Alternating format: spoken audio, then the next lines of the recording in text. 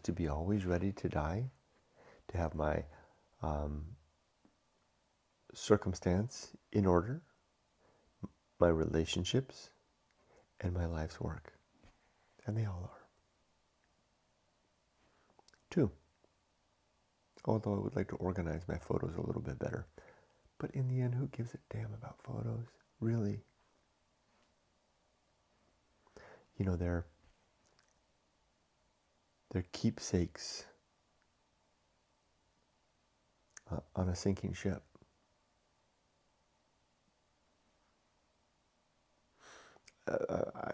I'm saying that because of my experience as an antique dealer in Japan, where I would go to the auction where my, what would I call them? They weren't co-workers.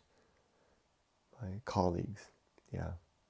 It was a low-end antique auction. It was the antique auction that was the result of the class of men in Shimizu Ward whose job it was to clean out old houses before demolition of their goods. So grandma and grandpa died, left the house behind.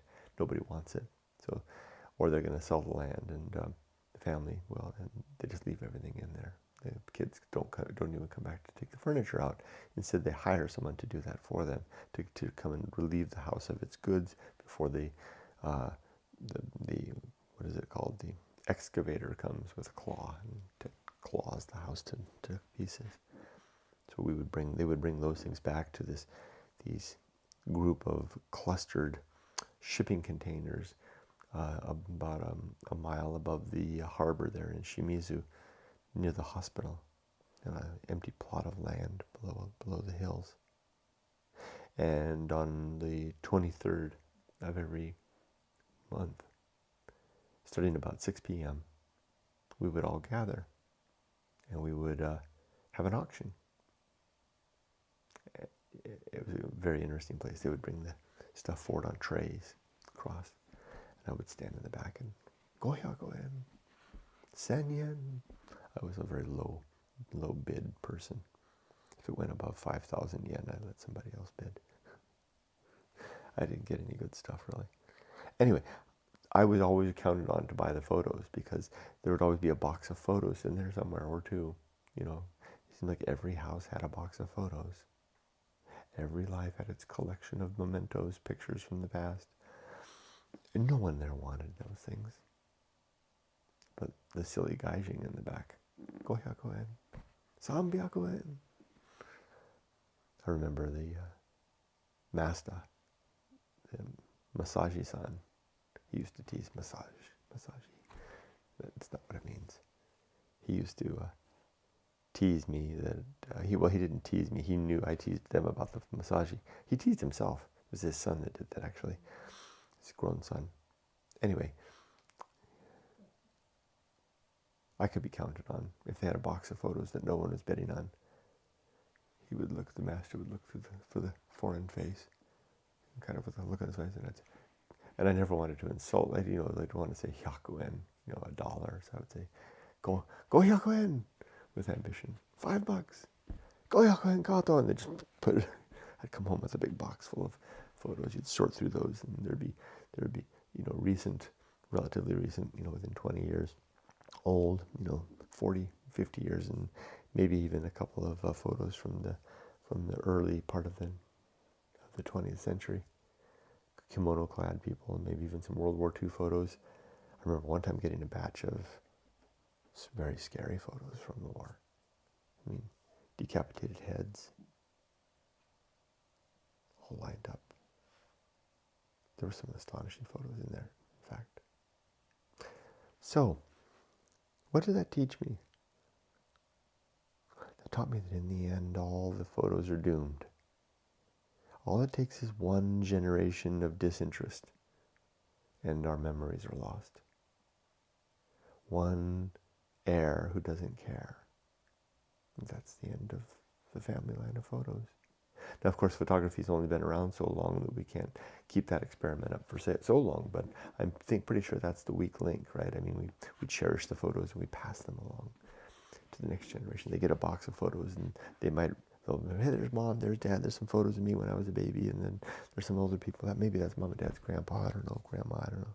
Then they die and they go on to the next generation. The next generation's got, you know, maybe they have a new methodology, so now photos are all kept in a camera roll or shuffled off to the cloud, and they don't know what keeps. No one makes photos like that. We haven't lived this experiment yet. So then, their kid gets it, and they look at that box and, well, I think that might be my mom when she was a kid.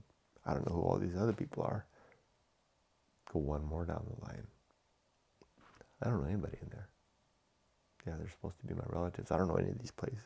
I don't know what they did. I don't know where they went. Who are they? Go another one down. Well, we haven't lived that experiment yet, have we? But in Japan, they kind of have in a way, because the circumstance brought it about where they moved on, the young people moved on to a new life somewhere else, and didn't want that old life that the old people had, the, the challenging agricultural life of, living poor, working hard, cold houses, winding, cold wind in the winter, blowing through the cracks, neighbors poking in, small village, memories of families striving to toe the line from the old Japan. Just to hell with the photos, hell with the house, hell with everything in there.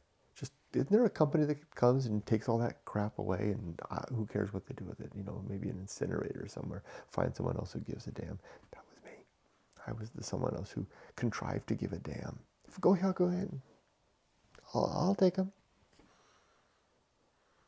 They all wound up there. All those photos, all those memories, baby pictures, images of kimono-clad young women, black and white, grouped together for a photo, or maybe the family out on a vacation, not far, just down by the river, standing by the rocks. I don't know who those people are. Maybe an uncle. War photos. Who wants war photos? We lost the war after all. Being Japanese, I mean, the war was a disgrace. Why did we get involved in that? Wouldn't have been better if we did. Well, who wants that? Yeah. And Grandpa. And did you look at those photos? There were heads in there. No, I don't want anything to do with that. Let them go. Go to the incinerator. That's how they wound up in my hands. That was an experiment unfolding in another land. Now, of course, there are families that do cherish those photos somehow and maybe organize them into albums, or maybe make a little story and can share it with their families. And they'll last a little bit longer, but not long. Like I said, all it takes is one errant generation. Maybe not even errant. Maybe this is the way things go. This is the reason why we are our connections, our tendrils back to the past, beyond our DNA. And maybe the circumstance of where we were born don't go more than 2 or 3 generations in most cases, unless you're the royal family. We just dissolve away. So why would I give a damn about my own photos even? I mean, yeah, I like to look through them. It's fun I look at them every 5 years, every 10 years. Every time we move, basically, is when we do it. Every time we move, we have to pack up the photos and have a kind of look through, and you're moving the album, and there's something sticking out. If that looks interesting, you pull out, oh, wow, Pat Kwan. Well, look at that hair. I wonder how he's doing. Put that back in. Wow, look at me go. Weren't we so thin and young? That was amazing. I won't see him again for another 5 or 10 years. But in another 5 or 10 years, I'll be 5 years away from death. Not going to look at him after that. Will my daughter Emily look at him after that? Probably more as a burden. That's like, well, good God, what am I going to do with 3 suitcases full of photos letters that my mom carried? I mean, she's going to feel guilty about not wanting to keep them, but she's got her own life then. Their time is numbered. So, digitize them, right? Put them on a thumb drive. How long it will be before that thumb drive gets lost? Or how long will it be before then, even if you don't lose it, thumb drives are no longer useful? You can have a thumb drive, and maybe Emily's kids will pick a thumb drive out of Emily's stuff, and, well, what's this? It looks like something you plug into something. There's all the I've got that. I've got reams full of documents and things on old Macintosh floppy disks. What am I going to do with those? You know, I've got so many videos on old, you know, you know, cassette things from the past. You know, what am I going to do with those? What am I going to play them on?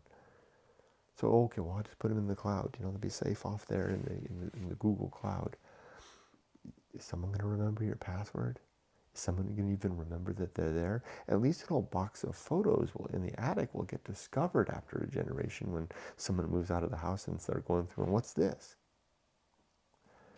No, I think the digitization route is not such a good route, and it also loses something that doesn't have the substance, right? I mean, there's something about finding an old box of photos, even if you don't know who they are, and realizing they're part of your past, and you pick them up and they're kind of wrinkled and bent, and the sides and they're kind of what they're, maybe there's a written thing on the back. There's something about that substance. Knowing there's a you know a gigabyte or two of photos somewhere in a cloud somewhere that nobody remembers the password to, and or maybe you forgot to pay for the service, right? Because maybe after you're dead, you're paying $10 a month for 2 terabytes of storage in the Amazon cloud, and after you die and your credit cards expire, well, you're not paying that $10 a month anymore, so Amazon recovers that, and those are gone. It's doomed in every avenue. It's not. We're not going to keep it. The experiment that I saw, the result that I saw in Japan of memories coming to an end, is the human way of that things happen. We lose interest. You look no further than the cemeteries, where you can go through a cemetery and easily pick out the old grave markers by the fact that nobody attends to them. There are no flowers. There's no, there are tombs, if they're standing tombs, leaning or fallen over, people move on from the past, and they forget about who we were, and they forget about our people, and they forget about our roots, because the present is more interesting and more immediate, as it should be. In many ways, it's a blessing in a way to not remember the past, because we need to try old experiments again under new circumstance where they might actually work. So we move on. So I'm not going to worry too much about the photos. I'll box them up, put them in the suitcase, drag them with me to another life. It's my duty.